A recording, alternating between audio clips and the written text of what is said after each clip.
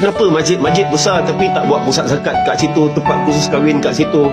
Masjid besar-besar hari ni, buatlah tempat khusus kahwin kat situ, tempat untuk kita buat zakat pun di situ. Kenapa zakat nak pergi Kuala Selangor, zakat nak pergi Shah Alam? Masjid besar apa guna? Khusus kahwin, budak ni duduk Puncak Alam, nak pergi khusus kahwin cari-cari, oh yang ada kat Gombak.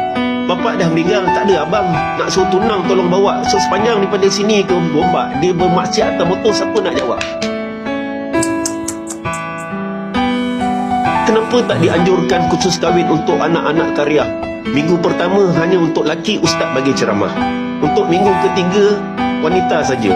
Setiap minggu bagi limit 30 orang. Bulan depan 30 orang lagi. Percuma.